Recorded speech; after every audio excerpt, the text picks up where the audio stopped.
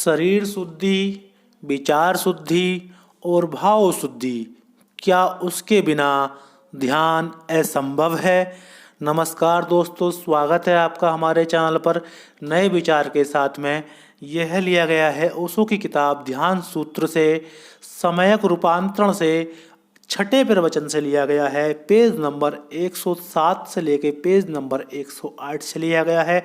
आप इसको पूरा सुनेंगे तभी आपको पूरा समझ में आएगा, अन्यथा आपकी समझ में नहीं आएगा। चलिए दोस्तों, शुरू करते हैं बिना देर किए।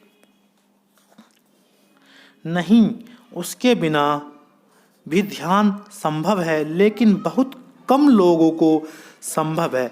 उसके बिना भी ध्यान संभव है, लेकिन बहुत कम लोगों को संभव है। अगर ध्यान में परिपूर्ण संकल्प में से प्रवेश हो तो इनमें से किसी को भी शुद्ध किए बिना ध्यान में प्रवेश हो सकता है, और प्रवेश होते ही ये सब शुद्ध हो जाएंगे।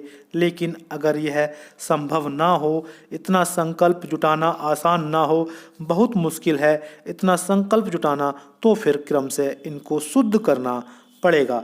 इनके शुद्ध होने से ध्यान नहीं मिलेगा, इनके शुद्ध होने से संकल्प की प्रगाढ़ता मिलेगी, इनके शुद्ध होने से इसकी अशुद्धि में जो शक्ति व्यय होती है वह बचेगी, और वह शक्ति संकल्प में परिणत होगी और ध्यान में प्रवेश होगा।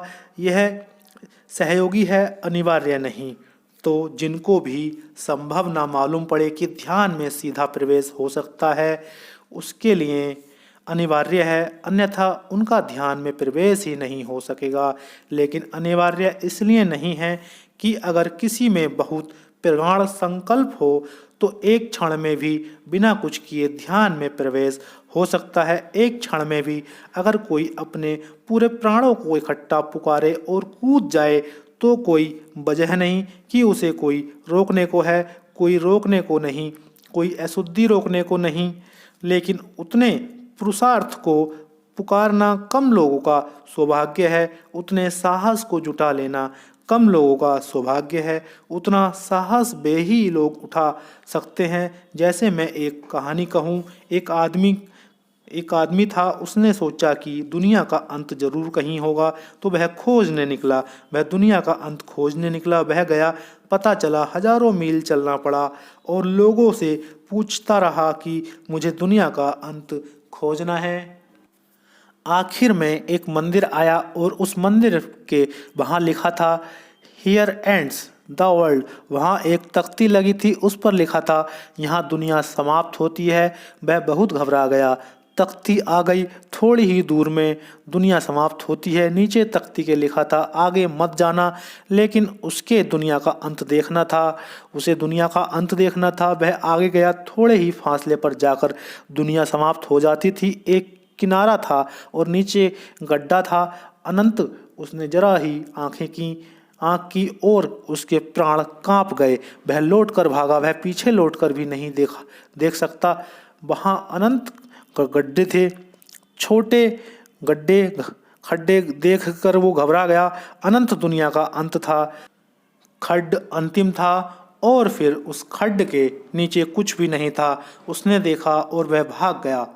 वह घबराहट में मंदिर के अंदर चला गया और उसने पुजारी से कहा, यह अंत तो बड़ा खतरनाक है। उस पुजारी ने कहा, अगर तुम कूद जाते तो जहाँ दुनिया समाप्त होती है वहीं परमात्मा मिल जाता। उसने कहा, अगर तुम कूद ही जाते तो उस खड्डे में, तो जहाँ दुनिया समाप्त होती है वहाँ परमात्मा मिल जाता। लेकिन उतना साहस जुटाना कि अनंत खड्डे में कोई कूद जाए तब तक ना हो, तब तक ध्यान के लिए भूमिकाएं जरूरी हैं। और अनंत खड्डा में कूदने के लिए जो राजी है उसके लिए कोई भूमिका नहीं है। कोई भूमिका होती है क्या?